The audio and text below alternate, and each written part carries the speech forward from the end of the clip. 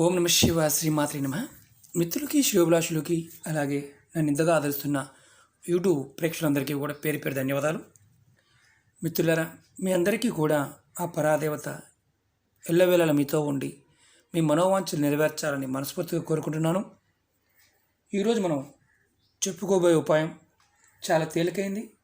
ఈ ఉపాయాన్ని ఆషాఢ మాసంలో సోమవారం నాడు మొదలుపెట్టాలి. ఈ ఉపాయం చేయడం వల్ల అద్భుతమైన ఫలితాలు వస్తాయి. మనం తక్కువ ఖర్చుతో తాంత్రికపరమైన చిన్న చిన్న ఉపాయాలు తెలుసుకుంటున్నాం. జీవితంలో అనేక రకాలైన ఇబ్బందులు పడుతూ సమస్యలను ఎదుర్కొంటూ జాతకములో శని భగవానుడి వల్ల, రాహుకేతువుల వల్ల, కుజబలం లేకపోవడం వల్ల ఆర్థికమైన సమస్యలు ఎదుర్కొంటున్నవారు ఏ పని చేసినా ఏదో ఒక ఆటంకం రావడం, చేస్తున్న పనిలో ఆటంకాలు ఎదురవుతూ సరిగ్గా పూర్తి చేయలేకపోవడం, జీవితం మీద నైరస్యం రావడం, ఈ బతుకు ఎందుకు బతుకుతున్నాము అనే మానసిక స్థితి రావడం, ఇలాంటి సంఘటనలు ఎదుర్కొంటున్న వారు ఎవరైనా సరే ఈ ఉపాయాన్ని చేయవచ్చు. ఈ ఉపాయం చేయడం వల్ల మనకి మనశ్శాంతితో పాటు చేస్తున్న పనిలో ముందుకు వెళ్ళడానికి ఒక అవకాశం దొరుకుతుంది. ఇది చాలా అద్భుతంగా పనిచేసే చిన్న తాంత్రిక ఉపాయం. అలాగే మిత్రులారా, మన జీవితంలో అనేక రకాలైన మార్పులు కాలంతో పాటు వస్తూ ఉంటాయి. కాలంతో పాటు మనం ఉన్నప్పుడు ఆ సమస్యకి సమాధానం కూడా దొరుకుతుంది. మనం చాలామంది మిత్రులు అడుగుతూ ఉంటారు, చేస్తున్నాం కానీ ఫలితాలు రావడం లేదండి, ఎందుకో.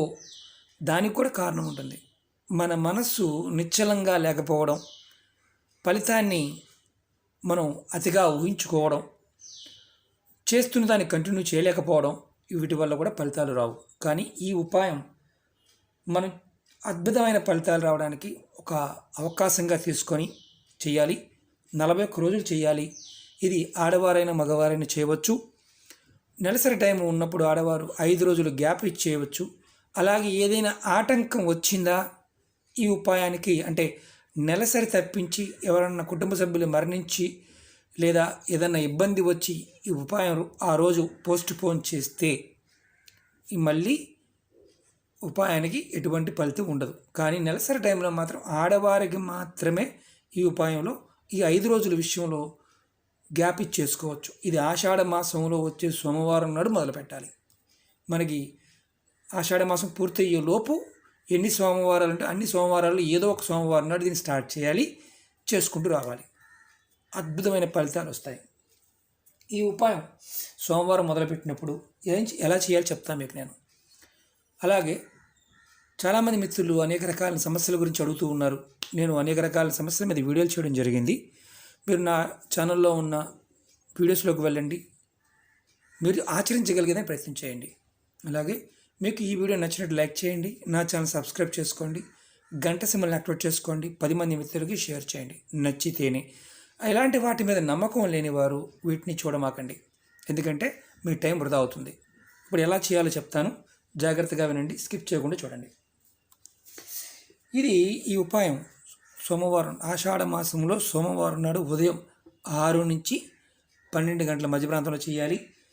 మీ ఇంట్లో ఉన్న, దేవాలయంలో ఉన్న ఎక్కడైనా ఒక రావి చెట్టు చూసుకోండి. రావి చెట్టు ఈ ఉపాయానికి మెయిన్ కావాల్సింది రావి చెట్టు. రావి చెట్టు దగ్గర, అందుకే ఆకు చూపిస్తున్నాను మీకు నేను. రావి చెట్టు దగ్గర ఈ ఉపాయం చేయాలి. స్నానం చేసి ఈ ఉపాయానికి మనం రెడీ అవ్వాలి. ఇంటి దగ్గర పూజ చేసుకోవచ్చు, మీరు ఏమేమి చేసుకోవచ్చు. ఉదయం 6 నుంచి మధ్యాహ్నం 12 గంటల లోపు మాత్రమే చేయాలి. ప్రతిరోజు చేసుకోవాలి. ఒక రాగి చెంబు కానీ రాగి గ్లాస్ కానీ తీసుకోండి. మీరు ఇంటి దగ్గర నుంచి మీరు ఇవి తీసుకువెళ్ళచ్చు. డైరెక్ట్గా రాగి చెంబుతోనే ఇలా కొంచెం నీళ్లు పోయండి ఫస్ట్. తర్వాత పాలు పోయండి, కొంచెం పాలు పోయండి. చూస్తున్నారు కదా, కొంచెం పాలు చూడండి. నీళ్ళు పోసాను, పాలు పోసాను. తర్వాత నల్ల నువ్వులు, చాలామంది భయపడుతూ ఉంటారు, నల్ల నువ్వులు వాడకూడదండి, అదండి ఇదండి అంటుంటారు. ఈ ఉపాయానికి నెల నువ్వులు కొంచెం నువ్వులు వేసుకోండి. కొంచెం ఒకేసారి 100 గ్రాములు తెచ్చుకున్నా 50 గ్రాములు తెచ్చుకున్నా మీరు ఇంట్లో పెట్టుకోవచ్చు, నష్టం లేదు. తర్వాత దానిలో చిటికెడు లేదా కొంచెం పంచదార వేయండి. నువ్వులు పంచదార వేయండి. ఇప్పుడు చూస్తున్నారు కదా, ఏం చేయాలంటే ఎక్కడైతే రావి చెట్టు ఉంటుందో ఆ రావి చెట్టు చుట్టూదా మీరు, అలాగే ఈ ఉపాయానికి దారం కావాలి, తెల్లటి కాటన్ దారం కావాలి లేదా దూది, దీంతో దారం చేసుకోండి. ఒత్తి చేస్తాం కదా, అలాగే మనం దారం చేసుకోండి. సన్నటి దారమే చేసుకోండి, లేదంటే కాటన్ దారం, ఇలాంటి దారం తెల్లటి దారం తెచ్చుకోండి. తెల్లటితే వాడాలి. మీరు మీ చెట్టు దగ్గరికి వెళ్ళి చెట్టుకు నమస్కారం చేసుకొని చెట్టు చుట్టూ 3 ప్రదక్షిణలు చేసి, ముందు 3 ప్రదక్షిణలు చేయాలి. చేసిన తర్వాత మీ మనసులో ఉన్న కోరికను చెప్పుకోండి. మీరు ఏ కోరిక కోరుకుంటున్నారో ఆ కోరిక చెప్పుకోండి. ఈ విధంగా అంటే కోరిక చెప్పుకున్న తర్వాత మీరు ఈ తెల్లటి దారం, ఏదైతే దారం ఉందో ఈ దారాన్ని చెట్టు చుట్టూదా 3 సార్లు, మూడు మనం ప్రదక్షిణ చేసాం కదా, అలాగే 3 సార్లు దారాన్ని చుట్టండి. చెట్టుకు రౌండ్గా, ఇది చెట్టు అనుకోండి,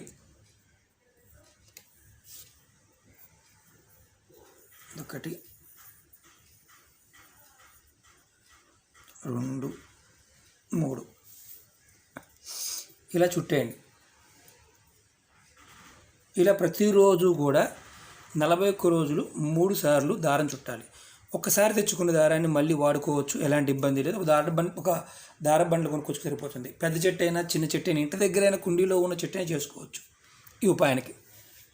ఇలా 3 సార్లు చుట్టాలి. ఇంకా మీరు ఇంకేమి చేయాల్సిన అవసరం లేదు. ఇలా చుట్టిన తర్వాత మనం దారం చుట్టాము. ఇప్పుడు ఏదైతే మనం పట్టుకెళ్ళాము కదా, పాలు, నీరు, పంచదార, నల్ల నువ్వులు, చెట్టు మొదల్లో, అంటే చెట్టు మీద కాకుండా చెట్టు మొదల్లో పోయండి.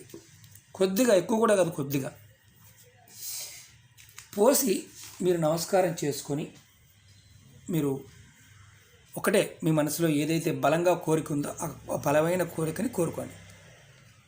మీకు కొంతమంది, చాలామంది మిత్రులు నన్ను అడిగారు, ఉద్యోగంలో ఇప్పుడు చాలా ఇబ్బంది పడుతున్నామండి. ఇది ఇంట్లో ఉన్న ఎవరి కోసమైనా ఎవరైనా చేయవచ్చు. భార్య భర్త కోసం చేయవచ్చు, తల్లిదండ్రులు పిల్లల కోసం కూడా చేయవచ్చు. ఈ ఉపాయంలో ఉన్న అడ్వాంటేజ్ అది. నెలసరి వచ్చినప్పుడు మాత్రం 5 రోజులు ఆగవచ్చు. ఎవరైనా మరణించి ఉన్నప్పుడు మాత్రం చేయవద్దు.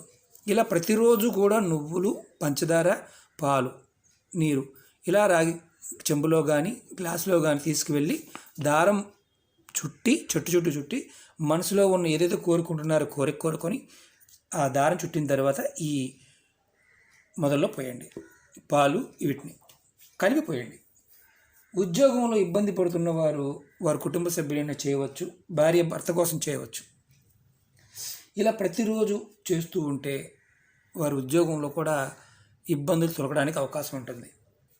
అలాగే ఎవరైనా సరే, ఇప్పుడు ఉద్యోగస్తులు ఉన్నారు, వారు ప్రతిరోజు మానసికంగా ఇబ్బంది పడుతున్నారు. మీరు ఉదయాన్నే లేచిన తర్వాత ఈ కార్యక్రమాన్ని మీరు చేసినా చేయకపోయినా ప్రతిరోజు ఉదయాన్నే మీరు స్నానం చేసిన తర్వాత మీ ఇంట్లో కానీ మీ దగ్గరలో కానీ ఏదైనా దేవాలయం ఉన్నా, మీ ఇంట్లో అయినా సరే, గణపతి విగ్రహం కానీ లేకపోతే పటం ముందు దీపారాధన చేసి గం గణపతియే నమః అనే మంత్రాన్ని 108 సార్లు అనుకోండి. మీకు ఏదైతే విఘ్నాలు ఎదురవుతున్నాయో ఆ విఘ్నాలన్నీ కూడా తొలగిపోతాయి. అలాగే ఇది ప్రతిరోజు కూడా గుర్తుంచుకోండి. ఈ కాలం మనకు అనుకూలంగా లేనప్పుడు విఘ్నాలు రాకుండా ఉండడానికి గణపతి ఆరాధన చేయండి. ఉద్యోగంలో ఉన్నవారు ఎవరైనా సరే, సమస్యలు ఎదుర్కొంటున్నవారు చేయండి.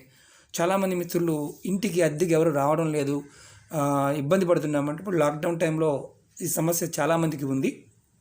కాబట్టి మీరు ఈ ఉపాయాన్ని కూడా, రావి చెట్టుకి బంధన ఉపాయాన్ని కూడా మీరు ప్రయత్నించండి. మీ మనసులో ఉన్న కోరిక ప్రతిదీ కూడా నెరవేరుతుంది. మిత్రులారా, నువ్వుల గురించి మీరు ఎలాంటి అపోహలు పెట్టుకోమాకండి. అలాగే రావి చెట్టు గురించి కూడా కొన్ని ఉపాయాల్లో రావి చెట్టుని కొన్ని రోజులు టచ్ చేయకూడదని ఉంటుంది. కానీ ఇది సంకల్పం చెప్పుకుంటున్నాం కాబట్టి ఇది 41 రోజులు కంటిన్యూ చేయవచ్చు, ఎలాంటి దోషము లేదు. ఎందుకంటే ఇది సంకల్పంతో చేస్తున్నాం కాబట్టి ఇది ఒక వ్రతం లాంటిది. మరి నియమ నిబంధనలు, ఆహార నిబంధనలు ఏమన్నా ఉన్నాయా అంటే ఆహార నిబంధనలు కానీ ఇలాంటివి ఈ ఉపాయం చేస్తున్నప్పుడు లేవు.